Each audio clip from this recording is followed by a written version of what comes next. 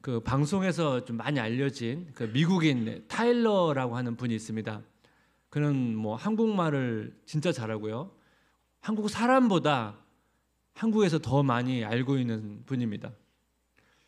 그 타일러 씨가 이제 한국에 오래 살면서 자기가 생각한 그 한국인의 장점과 단점을 이야기한 내용을 제가 봤는데요. 굉장히 공감이 됐습니다. 한국인의 장점이 뭐냐면 한국인은 자기가 목표한 바에 대해서 온 정성을 다해서 힘을 쏟고 그 목표한 것을 이룬다는 거예요. 그래서 그는 이것을 이제 지극정성의 문화라고 이제 표현을 했는데요. 또 반대로 한국의 단점이 무엇이냐면 미국 사회에서는 굉장히 중요하게 여기는데 이 한국 사회에서는 별로 중요하게 생각하지 않는 것 같다는 거예요. 영어 두 단어로 이제 표현을 하는데 첫 번째는 뭐냐니까 empowerment입니다. empower는 이제 다음과 같이 분해가 되거든요. 이 내용이 뭐냐니까 권력이나 권한을 더 갖게끔 하는 행위입니다. 이 단어가 이제 법적 용어인데 권한이 없는 자에게 권한을 부여하는 행위를 의미합니다. 예를 들면 어떤 소외된 계층에게 힘을 불어넣어서 그 사람이 자기 삶을 주도하고 결정하도록 돕는 것을 말합니다. 그래서 이 단어는 자기와 상관없이 다른 사람이 잘 되는 것을 바라는 마음으로 하는 거예요.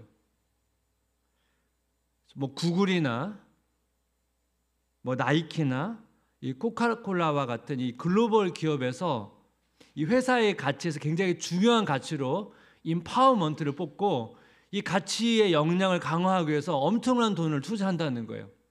근데 한국인은 임파워먼트에 대해서 상대적으로 중요하게 여기지 않는다는 거예요.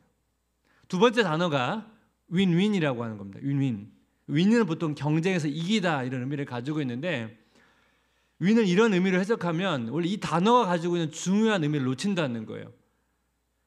이 경제에서 이긴다는 의미로 윈윈은 사실 좀 논리적 모순이 있죠. 원래 경쟁 사회에서는 함께 이길 수 없잖아요. 근데 이 단어가 원래 독일 게르만 쪽 어에서 유래된 단어인데 노력과 어둠을 합친 개념이라는 거예요. 노력과 어둠. 그래서 윈윈은 함께 노력해서 함께 얻는 것을 말합니다. 그래서 임파워먼트나 윈윈은 뭔가 함께 뭔가 협력하는 분위기 속에서만 성취할 수 있는 가치예요. 누군가에게 권한을 부여하고 함께 노력해서 함께 얻는 것을 말합니다. 그러니까 협력하는 분위기, 상생하는 분위기가 아니면 이런 가치를 구현하기가 어렵다는 거예요. 한국 사회는 다른 나라보다 이제 땅도 좁고 인구 밀도도 높고 자원이 부족하다 보니까 굉장히 치열한 경쟁 사회입니다. 이 경쟁 사회가 갖는 장점도 있지만 단점도 있죠. 그래서 그 단점 중에 하나가 임파워먼트나 윈윈이라고 하는 이런 가치가 약하다는 것입니다. 저는 약간 이제 동의가 되는 게 제가 이제 캐나다에서 잠시 지냈던 적이 있는데 그 캐나다에서 오래 거주했던 한인분과 이제 대화를 나눴던 적이 있거든요. 그 캐나다 그 도시에 여러 지역에 있는 사람들이 모여 사는데 그 중국인들이 이렇게 모여 삽니다. 뭐 한국도 화교들이 이렇게 모여 살지 않습니까? 근데 이 중국인들이 얼마나 똘똘 뭉치는지 뭔가 좋은 공간이 나오면 절대 다른 나라 사람에게 팔지 않고 자국 중국 사람에게 그걸 이제 내준다는 거예요. 근데 한국인은 한인 사회에서 서로 경쟁한다는 거예요. 그러면서 그 한인분이 안타까운 마음으로 그런 얘기를 하더라고요. 외국에 나가서도 한인들이 서로 그 안에서 경쟁한다는 거예요. 그렇다면 우리는 어떻게 임파워먼트나 윈윈이라고 하는 이 가치를 만들어갈 수 있는가? 오늘 본문을 통해서 좀 살펴보기를 원합니다. 예수님께서 가이사랴 빌립보 지방에서 자신의 정체성에 대해서 구체적으로 말씀을 하셨습니다. 마태복음 16장 21절 이때로부터 예수 그리스도께서 자기가 예루살렘에 올라가 장로들과 대제사장들과 서기관들에게 많은 고난을 받고 죽임을 당하고 제3일에 살아나야 할 것을 제자들에게 비로소 나타내시니 예수님께서는 자신의 고난과 죽음과 부활에 대해서 제자들에게 이제 구체적으로 가르치시기 시작했습니다. 이스라엘 백성들이 예수님에 대한 그 생각, 그 메시아에 대한 잘못된 생각 때문에 예수님께서 자기 정체성을 계속 숨기셨습니다. 근데 계속 숨길 수는 없잖아요. 예수님께서는 곧 십자가에서 돌아가셔야 되는데 계속 숨길 수가 없잖아요. 그래서 이때부터는 구체적으로 자기의 정체성에 대해서 가르쳤다는 거예요. 예수님의 정체성은 그럼 제자들이 어떻게 살아야 되는지와 깊은 연관성을 가지고 있습니다. 예수님의 제자가 되기 위해서는 예수님의 정체성에 대해서 알아야 되고 예수님께서 요구하시는 삶을 살아야 되잖아요. 예수님께서 원하시는 제자의 삶, 오늘 두 가지를 나누기를 원하는데 첫 번째입니다. 첫 번째는 자기 부인입니다. 자기 부인.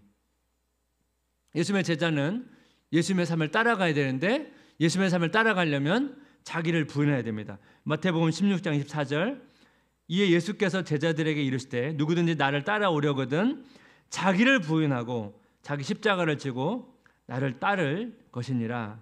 그러니까 자기 부인을 쉽게 풀어서 설명한다면 자기 중심적인 생각이나 삶을 내려놓는 것을 말합니다. 오늘 본문을 보시면 이 자기 중심적인 삶의 대표적인 인물이 베드로입니다. 마태복음 16장 22절 한번 같이 읽어볼까요? 베드로가 예수를 붙들고 항변하여 이르되 주여 그리 마옵소서, 일이 결코 주에게 미치지 아니하리이다. 예수를 붙들고 항변하여, 이게 비난하다는 말이거든요. 사람들이 비난할 때 주로 어떨 때 비난합니까?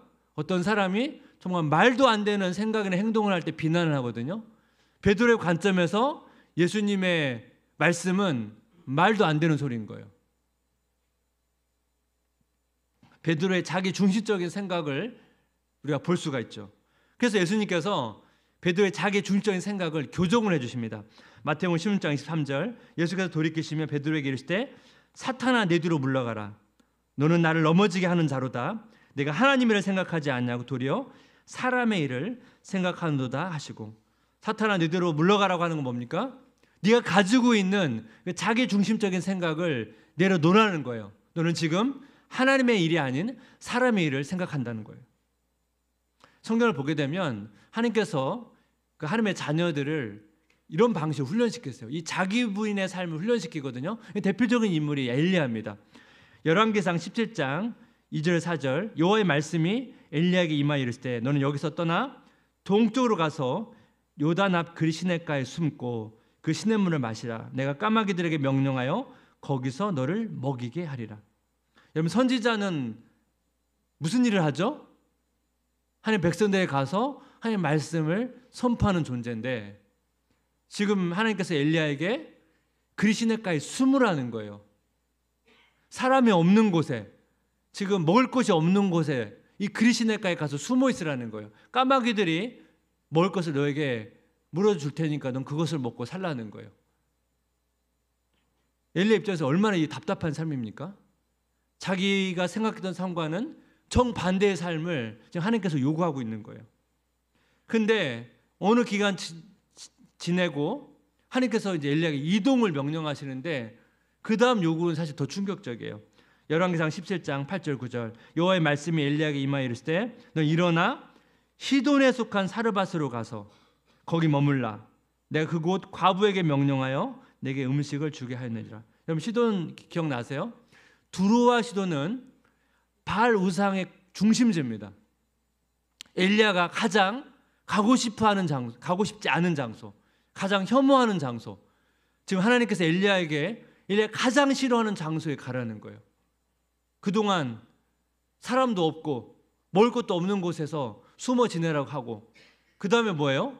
엘리야가 가장 가기 싫어하는 곳에 지금 엘리야를 보내는 거예요. 차라리 저는 그리 시냇가에 있겠습니다. 엘리야는 아마 속으로 그런 마음을 가졌을지도 몰라요. 여러분, 이 과정을 통해 뭘 알 수 있습니까? 엘리야는 그냥 갑자기 하늘에서 뚝 떨어진 존재가 아니고 하나님께서 엘리야를 이 자기 분의 훈련을 통해서 우리가 아는 엘리야로 만들어가고 계신다는 거예요. 그럼 신앙생활에서 이런 자기 부인의 삶을 어떻게 우리가 적용할 수 있을까요? 앞에서 제 타일러 씨가 그 임파워먼트와 윈이라고 하는 이 가치를 구현하기 위해서 세 가지 자세가 필요하다고 설명하는데요. 첫 번째는 뭐냐면 상대방의 생각을 함께 상상하는 것. 상대방의 생각을 함께 상상하는 것. 두 번째는 상대방의 생각에 대해서 부정적인 반응이 아니고 건설적인 반응을 하는 것. 그다음 세 번째는 상대방의 생각이 나에게 당장 유익이 없다 할지라도 상대방을 도우려는 이타적인 마음을 갖는 것. 이 세 가지가 필요하다고 이야기를 합니다. 여러분, 이 세 가지의 생각을 쫙 들어보면 우리 신앙 훈련과 되게 비슷해요. 묵상 훈련과 되게 비슷해요. 묵상은 하나님의 말씀을 생각하면서 자기를 성찰하는 거예요. 그리고 자기를 성찰한 다음에 어떻게 합니까? 성찰을 확장하거든요. 가정에서 내가 어떻게 실천할 것인가, 내가 일터에서 어떻게 실천할 것인가, 교회에서 어떻게 실천할 것인가, 이 민족과 세계에서 어떻게 실천할 것인가. 이게 묵상이거든요.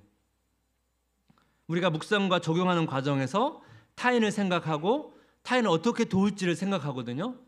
그래서 이 자기 부인하는 것은 갑자기 자기 부인의 삶을 벗어나는 게 아니고 우리가 묵상과 적용을 통해서 이 자기 부인의 자기 중심적인 삶을 극복하는 것을 말하는 것입니다. 제가 분당우력에서 한 18년을 사역을 하는데요. 이제 처음에 청년부 사역자로 갔거든요. 이 청년부 사역을 마치고 꽤 오랜 시간 목양실에서 사역했습니다. 이 목양실 사역은 교구 사역을 뒤에서 지원하고 훈련 교육자를 또 뒤에서 지원하고 이찬수 목사님을 이제 서포트하는 사역이거든요. 그러니까 성도님 앞에 드러나는 사역이 아니고 성도님께 드러나지 않는, 보이지 않는 사역입니다. 제가 한 18년 있으면 한 교구를 한 5년 정도 했습니다. 제가 오랫동안 목양실 사역하다가 이제 교구 사역을 했는데요. 이제 주로 이제 목양 사역은 사무실에서 혼자 있거나 보통 2명이 이제 사역을 하거든요. 그러다가 이제 교구 사역을 가다 보니까 제가 초창기부터 사역을 했는데도 성도들이 저를 잘 못 알아보세요. 새로 부임한 교육자로 알고 계시는 분도 있고, 어떤 분은 집사님이라고 부르기도 하고, 또 어떤 분은 깜짝 놀라면서 아, 목사님 다른 교회로 옮기신 줄 알았어요. 뭐 그렇게 얘기하시는 분도 있고. 제가 사역자로서 자기 분의 삶은 마치 엘리야가 그리신네가에 숨은 것처럼 제가 성도 앞에 드러나던 드러나지 않던 거기 별로 마음을 두지 않는 거예요. 성도님들과 교육자분들을 보이지 않는 곳에서 서포트하고 그것을 내가 기뻐하고 감사하는 것. 그게 제가 자기분의 삶이에요. 오늘 본문에서 이 자기중심적인 삶의 결과를 이렇게 말합니다. 마태복음 16장 16절, 사람이 만일 온 천하를 얻고도 제 목숨을 잃으면 무엇이 유익하리요? 사람이 무엇을 주고 제 목숨과 바꾸겠느냐? 자기중심적인 사람은 자기가 원하는 것, 오늘 본문 보면 온 천하를 얻으려고 하죠. 노력해서 얻을 수도 있어요. 근데 뭐라고 말합니까? 제 목숨을 잃어버릴 수 있다는 거예요. 목숨이 뭘 말합니까? 이건 단순히 어떤 육체적 생명만을 말하는 게 아니에요. 그 이상을 말하는 거예요. 자기 중심적인 사람은 자기가 목표한 거, 원하는 것을 얻을 수 있지만 더 중요한 것을 잃어버릴 수 있다는 거예요. 그래서 여러분, 자기 분의 삶은 중요한 것을 잃는 게 아니고 중요한 것을 지키고 획득하는 삶이라는 거예요. 그래야만 우리가 이 자기 중심적인 삶을 살아갈 수가 있습니다. 예수님께서 원하시는 제자의 삶 두 번째는 뭐냐면 실존적 신앙과 역사적 신앙의 통합입니다. 실존적 신앙, 역사적 신앙, 이 단어는 박영선 목사님께서 이제 사용했던 표현인데요. 이게 뭘 의미하냐면 실존적 신앙은 지금 나와 함께 하시는 하나님을 경험하는 거예요. 나와 함께 하시는 하나님을 체험하는 거예요. 이 실존적 신앙이 필요해요. 근데 이 실존적 신앙은 사실 약간 자기중심적이에요. 내가 경험하고 내가 체험하는 거예요. 역사적 신앙은 인류를 향한 하나님의 목적을 아는 것, 그리고 하나님의 그 목적을 어떻게 성취해 가는지를 아는 것입니다. 그래서 역사적 신앙은 성경 전체를 보면서 그것을 묵상하고 또 생각하면서 획득되는 신앙이에요. 이런 관점에서 보면 베드로의 신앙은 실존적 신앙은 있지만 역사적 신앙은 결여되어 있습니다. 마태복음 16장 22절 보니까 베드로가 예수를 붙들고 항변하여 이르되 주여 그리마옵소서, 일이 결코 주에게 미치지 아니하리다. 베드로는 예수님께서 죽지 않도록 자기가 맡겠다고 얘기합니다. 베드로가 이렇게 강력하게 이게 주장하는 이유가 뭡니까? 베드로는 자기 인생을 예수님께 걸었거든요. 자기 인생을 예수님께 걸었는데 예수님께서 돌아가시면 자기 인생이 어떻게 돼요? 근데 베드로는 결코 그 일이 일어나지 않도록 하겠다는 거예요. 베드로가 예수님과 지금 오랜 시간 지금 훈련을 받았는데도 왜 이렇게 자기 중심적인 신앙을 내려놓지 못합니까? 베드로 신앙의 불균형 때문에 그래요. 베드로 신앙의 장점이 뭡니까? 예수님을 뜨겁게 사랑해요. 신앙 고백이 있어요. 예수님의 이적을 현장을 직접 경험했어요. 실존적 신앙이 있어요. 근데 베드로의 약점이 뭡니까? 예수님의 사역에 대한 이해가 부족해요. 왜 이 땅에 오셨는지, 무엇을 이루기 오셨는지에 대한 이해가 없어요. 역사적 신앙이 결여되어 있어요. 그래서 베드로가, 여러분 성경을 보면 서신을 씁니다. 베드로 전후서. 이 베드로 후서는 거의 자기 유언과 같은 서신이거든요.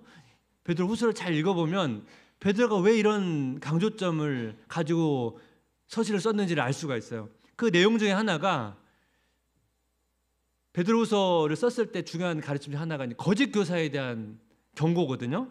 베드로서 2장 18절, 그들이 허탄한 자랑의 말을 토하며 그릇되게 행하는 사람들에게서 겨우 피한 자들을 음란으로서 육체의 정욕 중에서 유혹하느도다. 거짓 교사들이 성도를 유혹했어요. 그 유혹의 내용이 뭐냐면 쉽게 말하면 이런 겁니다. 하나님의 심판 그동안 있었냐는 거예요. 없지 않았냐는 거예요. 그래서 뭐 종말 심판 이런 거 없다는 거예요. 그냥 너의 마음에 원하는 대로, 네 본능대로, 네가 하고 싶은 대로 살라는 거예요. 그 당시 성도들에게 힘들었던 삶 가운데 얼마나 여러분 솔깃한 유혹적인 메시지입니까?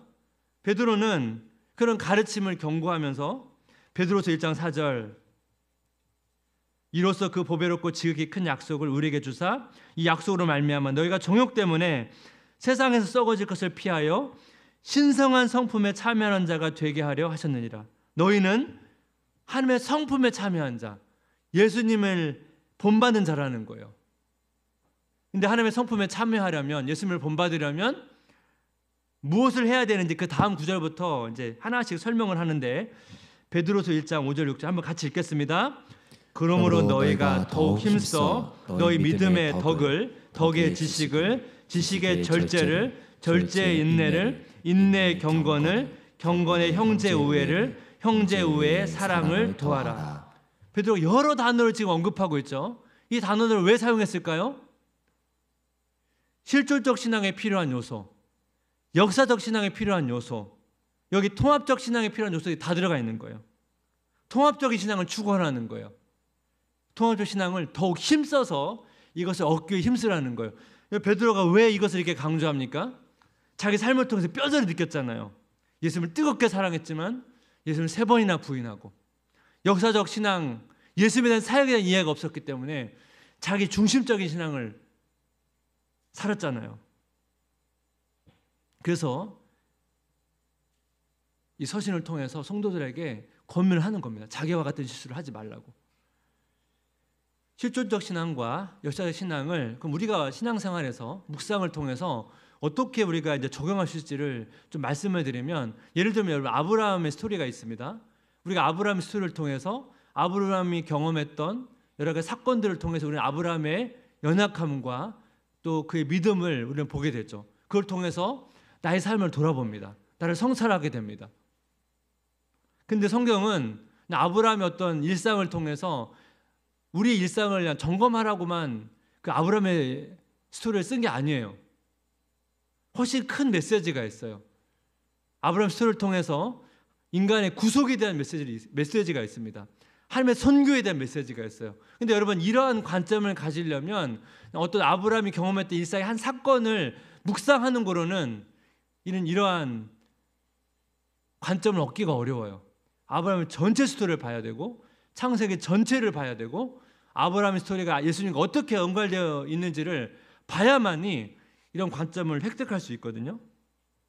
근데 우리는 이런 관점, 이런 생각을 갖는 것을 그렇게 중요하게 생각하지를 않습니다. 왜 그럴까요? 이런 역사적 신앙은 오늘 내 실제 삶 가운데 구체적인 도움이 된다고 생각하지 않거든요. 그러니까 별로 우리는 이런 것에 큰 관심을 갖거나 이것을 얻으려고 우리가 추구하지 않습니다. 그렇게 되다 보니까 어떤 문제가 생깁니까? 베드로가 겪었던 그런 문제에 우리가 자주 빠진다는 거예요. 반대도 있죠. 어떤 분은 성경 전체에 대한 이해나 하나님께 이루시려는 어떤 목적과 계획에 대해서는 잘 이해하고 있어요. 하지만 실존적 신앙, 하나님과 인격적으로 깊이 만나고 하나님을 뜨겁게 사랑하고 이런 건 또 부족해요. 이 상호 보완이 필요해요. 상호 보완. 상호 보완을 통해서 통합할 때 제자의 삶을 우리가 더 온전히 잘 구현할 수 있다는 거예요.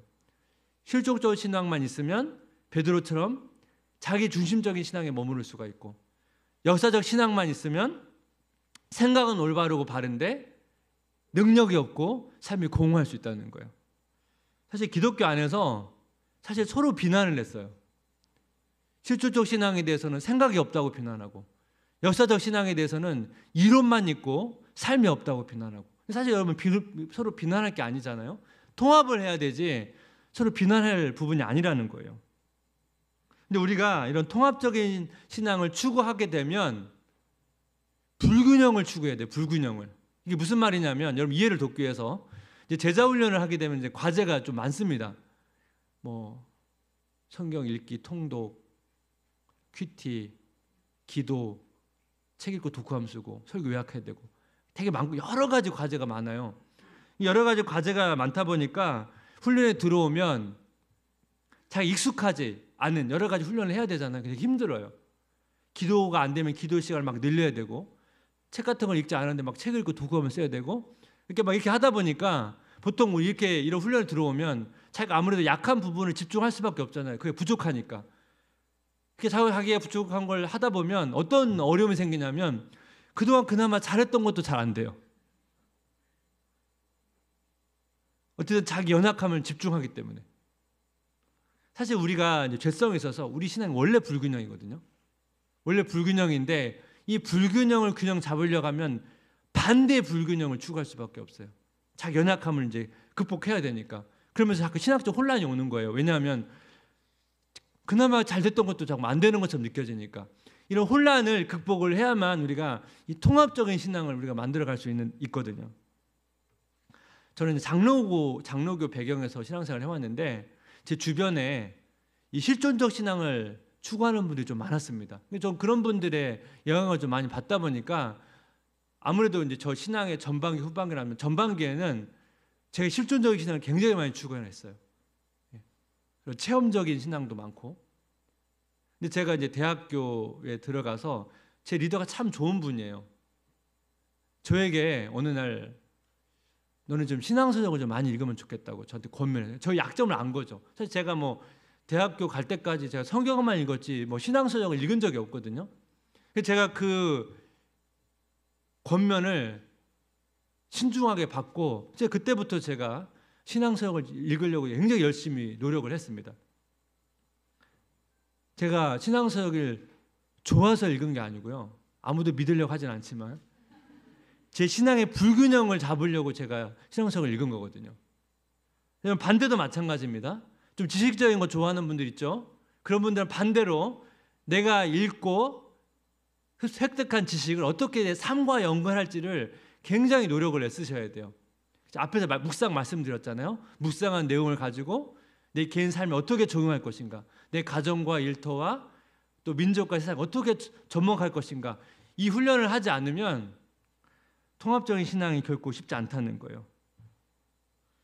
통합적인 신앙을 추구하는 삶 자체가 사실 자기 부인의 삶입니다. 통합적인 신앙을 추구하려면 자기 연약함을 극복해야 되잖아요. 자기 연약함을 극복하려면 불균형을 극복하기 위해서 불균형을 추구해야 되는데, 이 불균형을 추구하는 삶은 생각보다 되게 외롭고 고통스럽습니다. 하지만 여기는 은혜가 있어요. 은혜가. 프랑스에서 클래식 음악을 가르치는 송은혜 교수가 이런 이야기를 했습니다.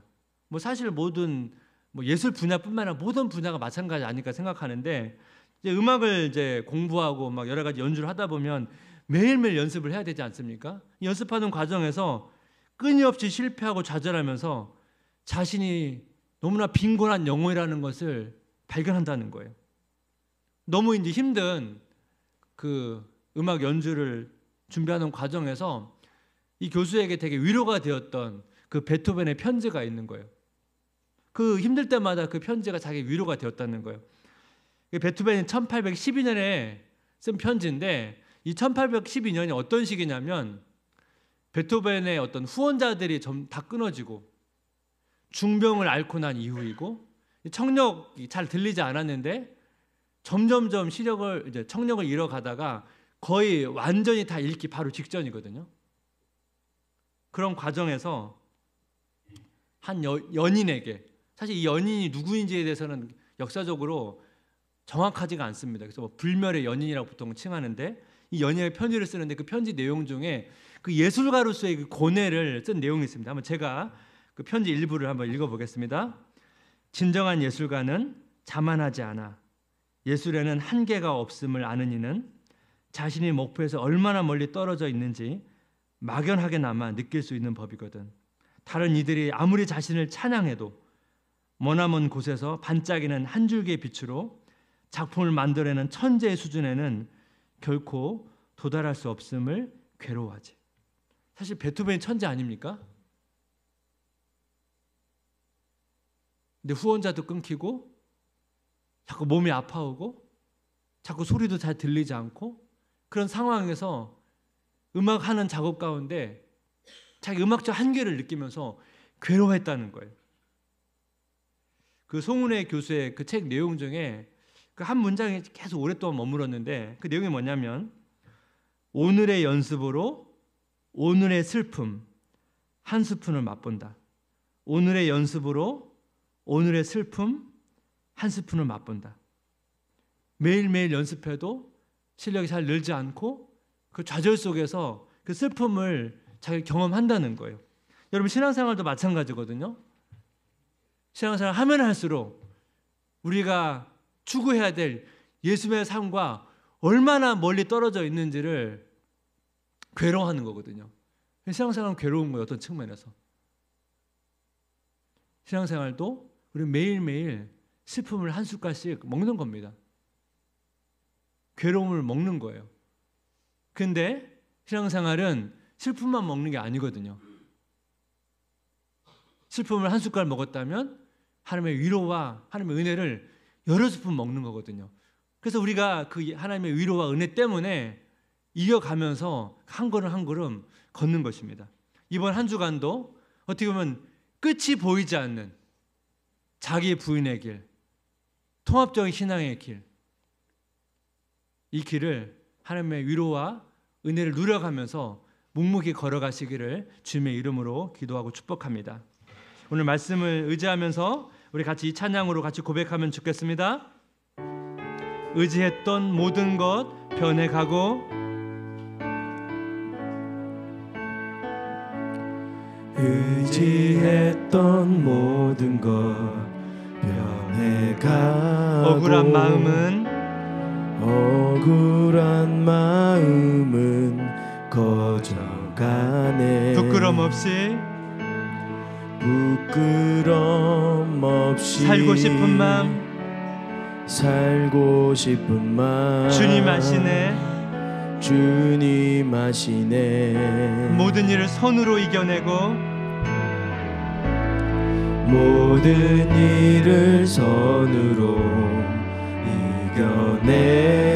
죄의 유혹을 따르지 않네.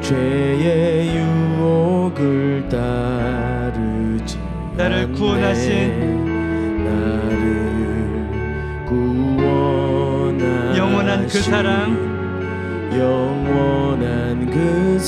크신 그 은혜 날 붙드시네. 주어진 내 삶이 작게만 보여도 선하신 주 나를 이끄신 분의 중심을 보시는 주님만 따르네. 날 택하신 주만 의지해 보이는 상황에 무너질지라도 예수 능력이 나를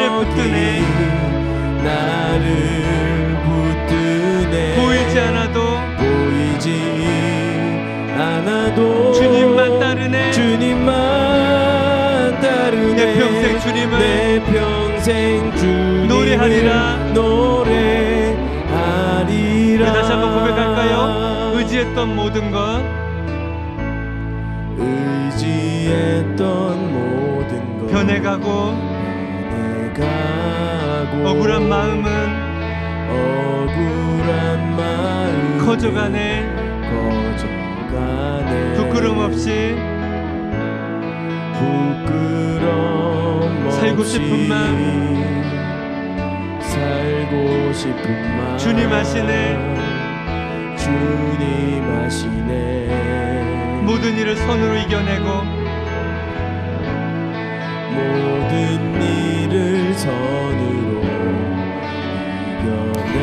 죄의 유혹을 따르지 않네.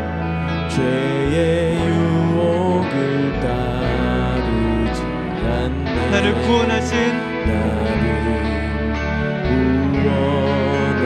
영원한 그 사랑, 크신 그 은혜 날 붙드시네.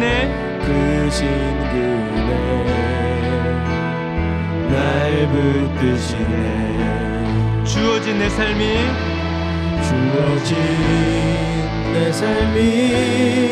작게만 보여도 선하신 주 나를 이끄신 보내 중심을 보시는 주님만 다르네. 날 택하신 주만 의지해. 보이는 상황에 무너질지라도 예수 능력이 나를 붙드네. 보이지 않아도 주님만 따르네. 내 평생 주님을 노래하리라.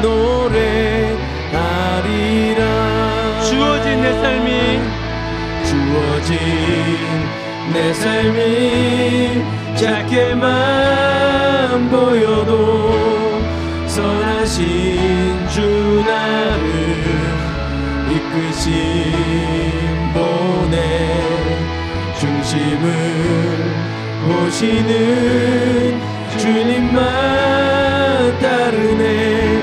날 택하신 주만 의지해.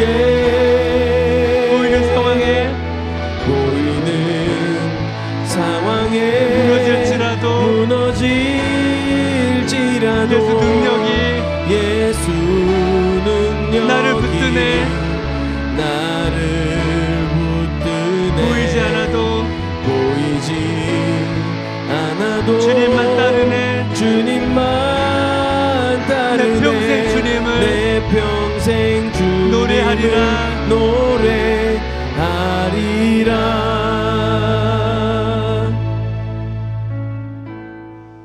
이 시간 우리 엘리야를 생각하면서 사람도 없고 먹을 것도 없는 그 시냇가에 숨게 하시고 어떻게 보면 자기 생각과 원하지 않는 시돈으로 보내시고 어떻게 보면 우리 일상이 때로는 우리가 원하지 않는 삶을 만나고 우리가 원하지 않는 그런 길로 우리가 걸어갈 때가 있습니다. 잘 이해가 되지 않고 가고 싶지 않는다 할지라도 때로는 우리로 하여금 그 길을 걷게 하시는 데는 하나님의 뜻이 있고 또 하나님의 계획이 있는 줄을 믿습니다. 그 삶 앞에 정의해 가는 것, 그게 자기 분의 삶입니다. 이 과정을 통해 하나님 우리를 엘리야처럼 베드로처럼 우리를 빚어가고 있습니다. 이 믿음을 가지고 기도하면 좋겠습니다. 우리가 같이 기도할 때 베드로가 뼈저리게 느꼈던 그 실질적 신앙에만 머무는 게 아니고 또 반대로 역사적 신앙에만 머무는 게 아니고 이 두 가지 신앙이 우리 삶 가운데 통합이 될 수 있도록 은혜를 구하면서 같이 구하면 좋겠습니다. 하나님의 은혜를 주시옵소서. 하나님의 위로를 주시옵소서.